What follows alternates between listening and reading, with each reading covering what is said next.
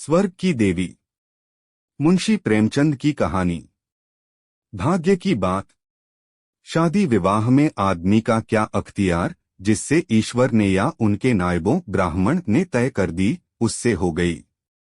बाबू भारतदास ने लीला के लिए सुयोग्य वर खोजने में कोई बात उठा नहीं रखी, लेकिन जैसा घर घर चाहते थे वैसा न पा सके। वह लड़की को सुखी देखना चाहते थे, जैसा हर एक पिता का धर्म है, किंतु इसके लिए उनकी समझ में संपत्ति ही सबसे जरूरी चीज थी। चरित्र या शिक्षा का स्थान गौण था। चरित्र तो किसी के माथे पर लिखा नहीं रहता, और शिक्षा का आजकल के जमाने में मूल्य ही क्या। हाँ, संपत्ति के साथ शिक्षा भी हो तो क्या पूछना। ऐसा घर बहुत धड़ा पर न मिला तो अपनी बिरादरी के न थे, बिरादरी भी मिली तो जायजा न मिला, जायजा भी मिला तो शर्तें तय न हो सकी। इस तरह मजबूर होकर भारतदास को लीला का विवाह लाला संत सरन के लड़के सीता सरन से करना पड़ा।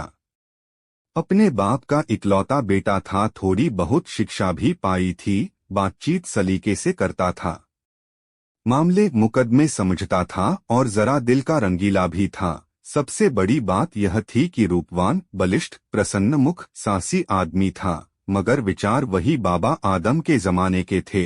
पुरानी जितनी बातें हैं सब अच्छी, नई जितनी बातें हैं सब खराब है। जायदाद के विषय में जमींदार साहब नए नए दफों का व्यवहार करते थे, वहां अपना कोई अख्तियार न था, लेकिन सामाजिक प्रथाओं के कट्टर पक्षपाती थे।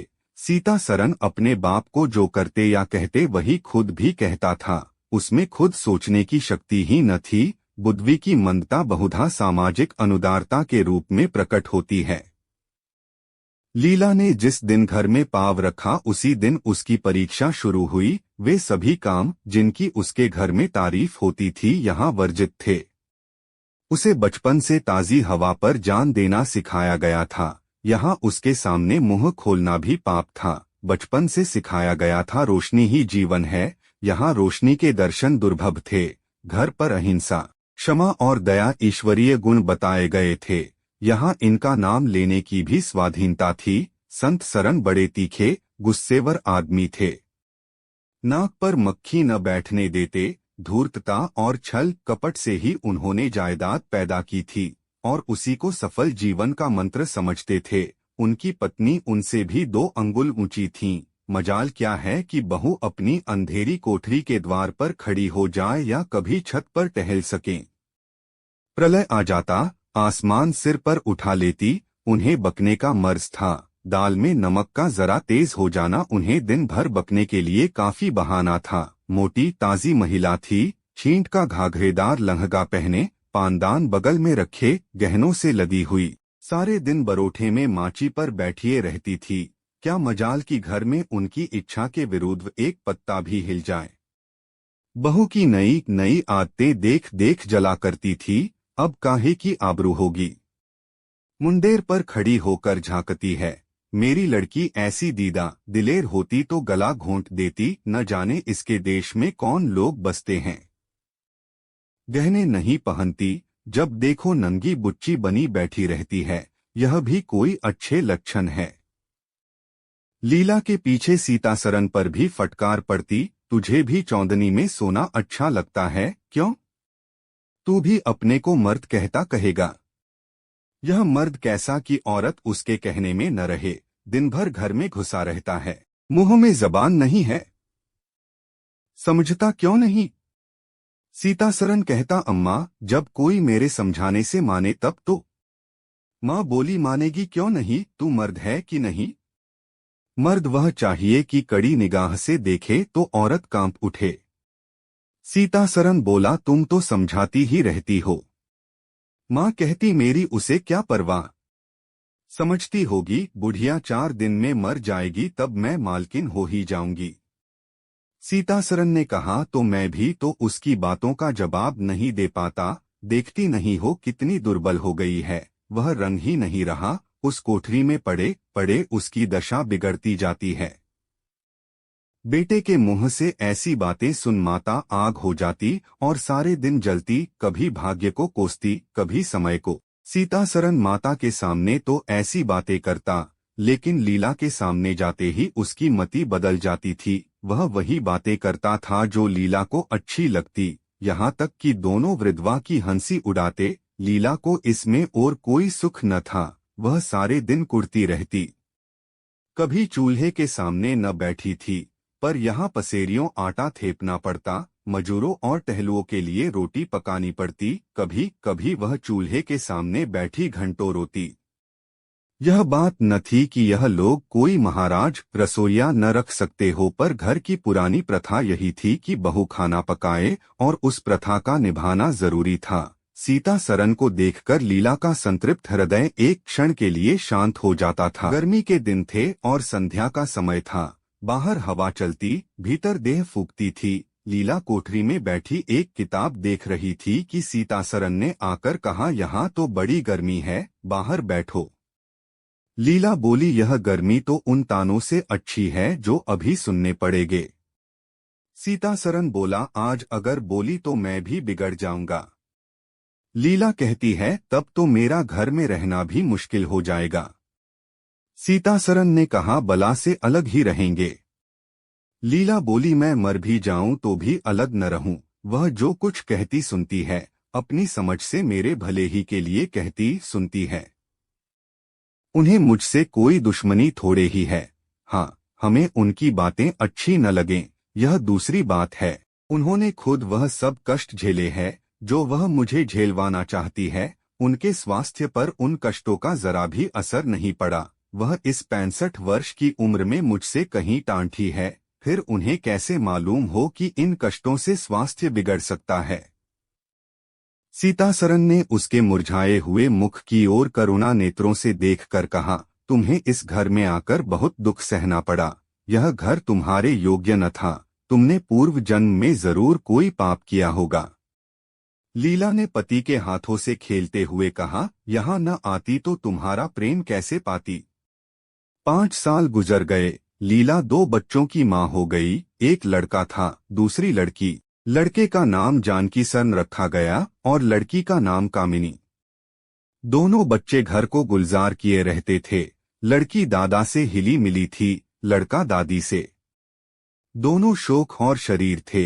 गाली दे बैठना, मुंह चिढ़ा देना तो उनके लिए मामूली बात थी। दिन भर खाते और आए दिन बीमार पड़े रहते। लीला ने खुद सभी कष्ट सह लिए थे, पर बच्चों में बुरी आदतों का पड़ना उसे बहुत बुरा मालूम होता था, किंतु उसकी कौन सुनता था। बच्चों की माता होकर उसकी अब गणना ही न रही थी। जो कुछ थे बच्चे थे, वह कुछ न थी। उसे किसी बच्चे को डांटने का भी अधिकार न था। सांस फाड़ खाती थी। सबसे बड़ी आपत्ति यह थी कि उसका स्वास्थ्य अब और भी खराब हो गया था। प्रसव काल में उसे वे भी अत्याचार सहने पड़े जो अज्ञान, मूर्खता और अंधविश्वास ने सौर की रक्षा के लिए गढ़ रखे हैं। उस काल कोठरी में, जहाँ न हवा का गुजर था, न प्रकाश का, न सफाई का, चारों ओर दुर्गंध और सील और गंदगी भरी हुई थी। उसका कोमल शरीर सूख गया। एक बार जो कसर रह गई वह दूसरी बार पूरी हो गई। चेहरा पीला पड़ गया, आंखें धस गईं। ऐसा मालूम होता बदन में खून ही नहीं रहा, सूरत ही बदल गई। गर्मियों के दिन थे। एक तरफ आम पके, दूसरी तरफ खरबूजे। इन दोनों फलों की ऐसी अच्छी फसल कभी न हुई थी। अब की इनमें इतनी मिठास न जाने कहाँ से आई थी कि कितना ही खाओ मन न भरे। संतसरन के इलाके से आम और खरबूजे के टोकरे भरे चले आते थे। सारा घर खूब उछल उछल खाता था। बाबू साहब पुरानी हड्डी के आदमी थे। सवेरे 1 सैकड़ों आमों का नाश्ता करते, फिर पसेरी भर खरबूज चट कर जाते। मालकिन उनसे पीछे रहने वाली न थी। उन्होंने तो एक वक्त का भोजन ही बंद कर दिया। अनाज सड़ने वाली चीज नहीं, आज नहीं कल खर्च हो जाएगा। आम और खरबूजे तो एक दिन भी नहीं ठहर सकते। शुद्धनी थी और क्या, यूं ही हर साल दोनों चीजों की रेल पेल होती थी, पर किसी को कभी कोई शिकायत न होती थी। कभी पेट में गिरानी मालूम हुई तो हड़ की फंकी मार ली। एक दिन बाबू संतसरन के पेट में मीठा मीठा दर्द होने लगा। आपने उसकी परवाह न की। आम खाने बैठ गए। सैकड़ा पूरा करके उठे ही थे कि कै अर्थात उल्टी हुई, गिर पड़े। फिर तो तिल तिल करके पर कै और दस्त होने लगे। हैजा हो गया। शहर के डॉक्टर बुलाए गए, लेकिन आने के पहले ही बाबू साहब चल बसे थे। रोना पीटना मच गया। संध्या होते होते लाश घर से निकली। लोग दाह क्रिया करके आधी रात को लौटे तो मालकिन को भी कै और दस्त हो रहे थे। फिर दौड़ धूप शुरू हुई, लेकिन सूर्य निकलते निकलते वह भी सिधार गई।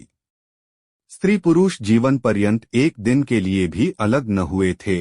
संसार से भी साथ ही साथ गए। सूर्यास्त के समय पति ने प्रस्थान किया, सूर्योदय के समय पत्नी ने। लेकिन मुसीबत का अभी अंत न हुआ था। लीला तो संस्कार की तैयारियों में लगी थी।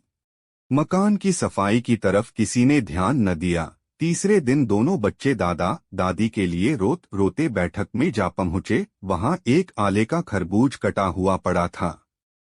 2-3 कलमी आम भी रखे थे। इन पर मक्खियां भिनक रही थीं। जानकी ने एक तिपाई पर चढ़कर दोनों चीजें उतार लीं और दोनों ने मिलकर खाई। शाम होते दोनों को हैजा हो गया और दोनों माँ बाप को रोता छोड़ चल बसे। घर में अंधेरा हो गया। 3 दिन पहले जहाँ चारों तरफ चहल पहल थी, वहाँ अब सन्नाटा छाया हुआ था। किसी के रोने की आवाज भी सुनाई न देती थी। रोता ही कौन? लेट दे के कुल 2 प्राणी रह गए थे और उन्हें रोने की सुधि न थी। लीला का स्वास्थ्य पहले भी कुछ अच्छा न था, अब तो वह और भी बेजान हो गई। उठने बैठने की शक्ति भी न रही। हरदम खोई सी रहती। न कपड़े लत्ते की सुधि थी, न खाने पीने की।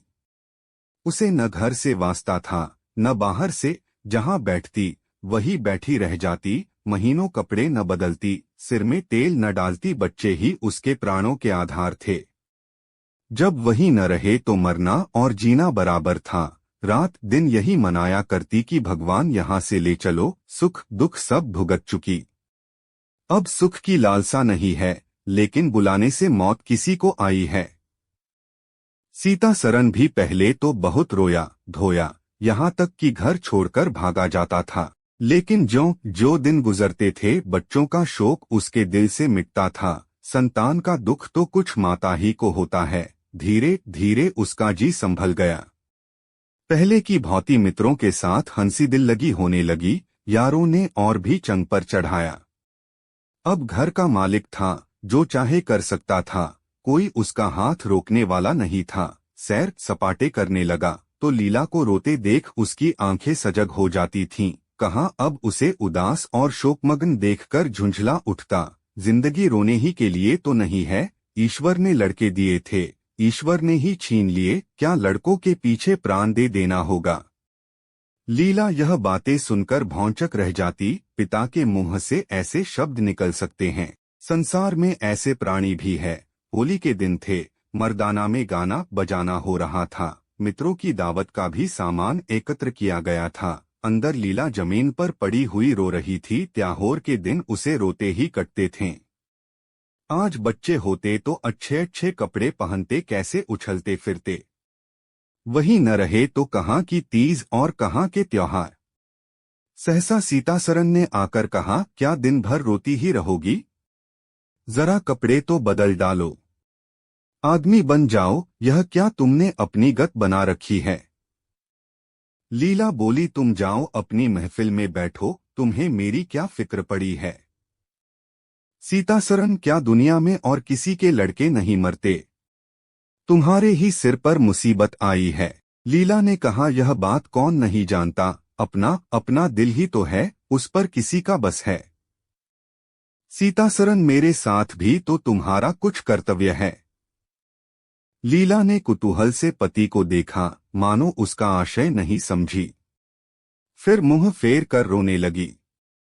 सीता सरन ने कहा, मैं अब इस मनहूस का अंत कर देना चाहता हूँ। अगर तुम्हारा अपने दिल पर काबू नहीं है तो मेरा भी अपने दिल पर काबू नहीं है। मैं अब जिंदगी भर मातम नहीं मना सकता। लीला बोली, तुम रंग राग मनाते हो, मैं तुम्हें मना तो नहीं करती। मैं रोती हूं तो क्यों नहीं रोने देते? सीता सरन बोला, मेरा घर रोने के लिए नहीं है। लीला बोली, अच्छी बात है, तुम्हारे घर में न रोऊंगी। लीला ने देखा मेरे स्वामी मेरे हाथ से निकले जा रहे हैं, उन पर विषय का भूत सवार हो गया है और कोई समझाने वाला नहीं, वह अपने होश में नहीं है। मैं क्या करूं? अगर मैं चली जाती हूं तो थोड़े ही दिनों में सारा ही घर मिट्टी में मिल जाएगा और इनका वही हाल होगा जो स्वार्थी मित्रों के चुंगल में फंसे हुए नौजवान रईसों का होता है। कोई उल्टा घर में आ जाएगी और इनका सर्वनाश कर देगी। ईश्वर, मैं क्या करूं?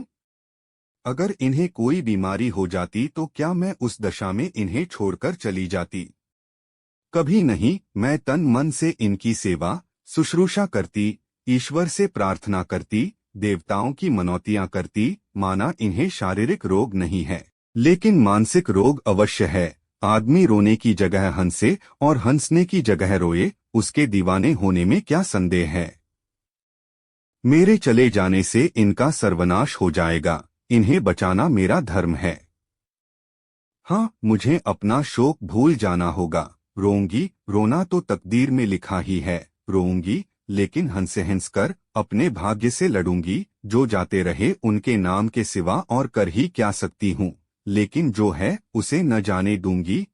ऐ टूटे हुए हृदय, आज तेरे टुकड़ों को जमा करके एक समाधि बनाऊं और अपने शोक को उसके हवाले कर दूं।